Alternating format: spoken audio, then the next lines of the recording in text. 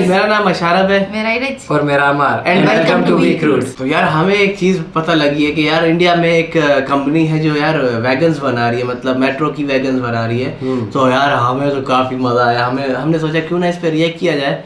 और यार ये बहुत अच्छी बात है कि आपके मुल्क में, आपकी कंट्री में हर एक चीज बने और उससे कंट्री की इकोनॉमी ऐसे आसमानों को छूती है। और ये बहुत ही अलग चीज है यार। तो इंडियन कंपनी है एक जो यूरोप की ट्रेन्स की तरह ही बनाती है अपने देश की वैगन्स वगैरह मुल्क की। तो इंडियन कंपनी है जो यार यूरोप की ट्रेन्स की तरह इंडिया में ट्रेन्स बना रही है। तो उस वीडियो पे रिएक्ट करेंगे।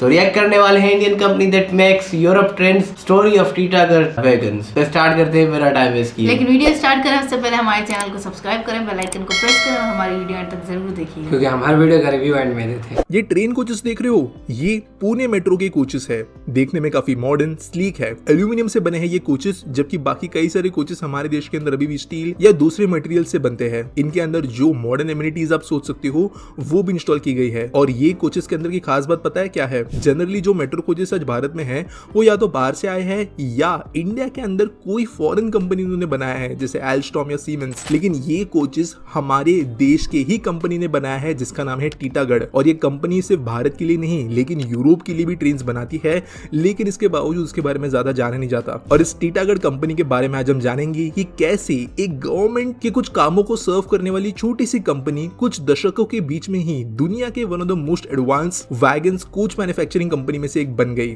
तो चलिए शुरू करते हैं। लाइसेंस राज एक ऐसा समय था जब गवर्नमेंट एक बहुत ही स्ट्रिक्ट कंट्रोल रखती थी इकोनॉमी के ऊपर। देश में छोटी से बड़ी सभी इंडस्ट्रीज को मान्यता प्राप्त करने के लिए लाइसेंस की जरूरत थी। पर 1950 से 80s के दशक में किसी भी प्राइवेट कंपनी को ये जरूरी लाइसेंस पाना बहुत मुश्किल था, जिसके कारण कुछ ऐसे मैन्युफैक्चरिंग सेक्टर्स जहां इनोवेशन की खास जरूरत थी वहां पे डेवलपमेंट नहीं हो पाया। और इन सेक्टर्स में सिर्फ गवर्नमेंट कंपनीज का ही राज था। पर 1991 के इकोनॉमिक लिबरलाइजेशन पॉलिसी के बाद कई प्राइवेट प्लेयर्स ने इन सेक्टर्स में एंट्री की, जिन्होंने इंडियन इकोनॉमी और इनोवेशन के अंदर मॉडर्नाइजेशन के साथ में चेंजेस लाए। और कोलकाता बेस्ड टीटागढ़ वैगन्स उन्हीं कंपनीज में से एक है। और आज हम इसी कंपनी के बारे में जानेंगे। टीटागढ़ वैगन्स लिमिटेड वैसे साल 1997 में फाउंड की गई थी, पर टीटागढ़ को एक ब्रांड बनाने की शुरुआत लाइसेंस राज में ही शुरू हो गई थी। जगदीश प्रसाद चौधरी ये टीटागढ़ वैगन्स के फाउंडर है, जिनकी एंटरप्रेन्योरल जर्नी दार्जिलिंग के एक टी एस्टेट में एज एन अकाउंट असिस्टेंट के रूप में हुई थी, जिसके बाद वो कोलकाता शिफ्ट हुए और इन्होंने BESCO या बेस्को के एक स्टील कास्टिंग कंपनी के लिए काम किया। और ये स्टील कंपनी उस वक्त इंडियन रेलवेज को सप्लाई देती थी। कुछ सालों बाद वो अपने परफॉर्मेंस के दम पर बेस्को के CEO भी बन गए। पर इस वक्त उन्होंने अपनी खुद की स्टील कास्टिंग कंपनी खोलने का निश्चय कर दिया और साल 1982 में उन्होंने गवर्नमेंट की बंद पड़ी हुई ब्रिटानिया इंजीनियरिंग फाउंड्री डिवीजन को खरीद कर ये सपना पूरा किया। ये फाउंड्री टीटागढ़ में लोकेटेड थी, इसलिए उन्होंने इस बिजनेस का नाम दिया टीटागढ़ स्टील्स। और रेलवे के बोगीज एंड कपलर्स की मैन्युफैक्चरिंग करना यहाँ पर शुरू किया। कुछ सक्सेस के बाद टीटागढ़ स्टील रेलवे कंपोनेंट्स भी बनाने लगी।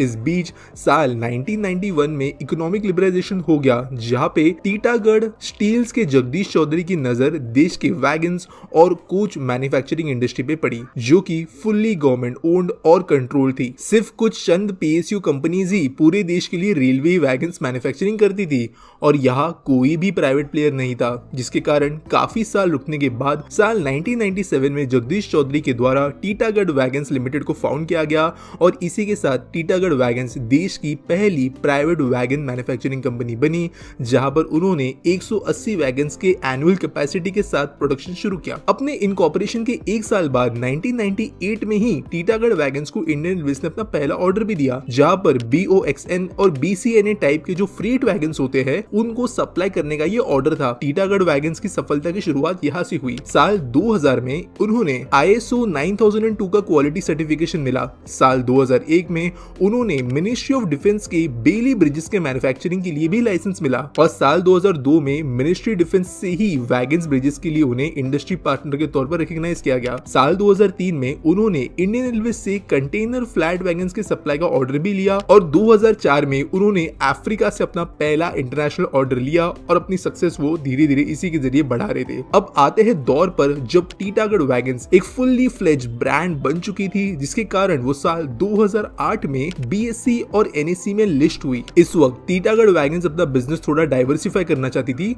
और वो दूसरे मार्केट्स में भी एंटर करने लगी। साल 2012 में उन्होंने कोलकाता के एक शिपयार्ड को एक्वायर किया, जहां पे इंडियन नेवी के लिए वो शिप्स मैन्युफैक्चर करने लगे। इसी तरह टीटागढ़ मरीन लिमिटेड के नाम से कंपनी स्थापित हुई और ये टीटागढ़ वैगन्स की एक सब्सिडरी कंपनी बन गई। अब टीटागढ़ वैगन्स इंटरनेशनल मार्केट में उतरना चाहती थी, जिसके लिए उन्होंने साल 2015 में 2 बड़े इंटरनेशनल एक्विजिशंस किए, जहां का सबसे बड़ा एक्विजिशन था French cast steel bogie manufacturer Sambre इथनेओस। और इस ब्रांड को एक्वायर करने के साथ उन्होंने Italian rail equipment firm Firema Trasporti को भी एक्वायर किया, जिसके बाद टीटागढ़ फिएरमा स्थापित हुई और ये इसी कंपनी की एक सब्सिडरी बनी। साल 2016 में इसी सब्सिडरी कंपनी को डबल डेकर ट्रेन्स बनाने का ऑर्डर मिला, जिसकी वैल्यू 65 मिलियन यूरोस की थी और इन्होंने ये वैगन्स बनाए। और इसके बाद टीटागढ़ वैगन्स की subsidiary company Titagarh marine limited को इंडियन नेवी के लिए फ्यूल बार्जेस के कंस्ट्रक्शन का भी ऑर्डर मिल गया। साल 2019 में टीटागढ़ फिएरमा स्पा को पुणे मेट्रो के लिए 102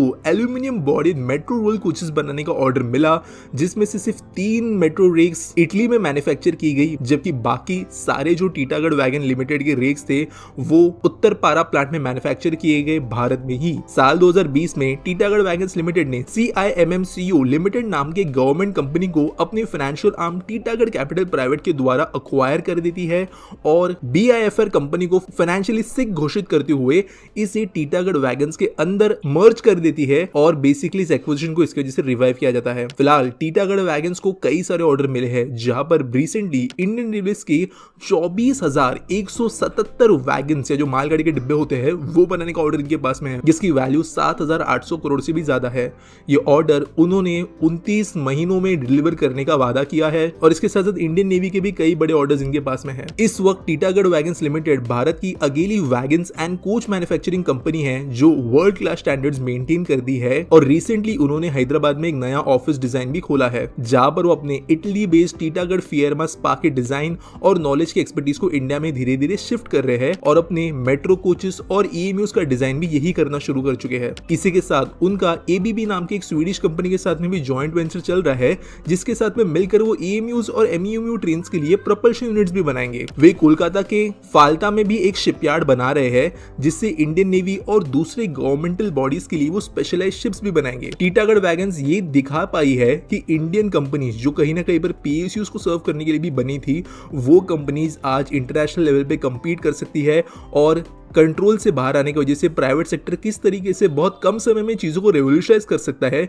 ये भी उन्होंने बताया है। तो टीटागढ़ की यार सक्सेस देख के यार मजा ही आ गया। उन्होंने स्टार्ट किया था स्टील मिल से और आहिस्ता आहिस्ता उन्होंने क्या फिर वैगन्स बनाए, उसके बाद फिर आहिस्ता आहिस्ता यार वो फिर यूरोप, यार देखो कितनी इन्होंने तरक्की की आहिस्ता आहिस्ता। मरीन्स में भी घुस गई, उसके बाद उन्होंने यार काफी नेवी के लिए यार शिप्स वगैरह डिजाइन की, उसके बाद उन्होंने काफी सारी यार मेट्रो वगैरह डिजाइन की। इसी तरह ही होता है यार, मजा आ गया।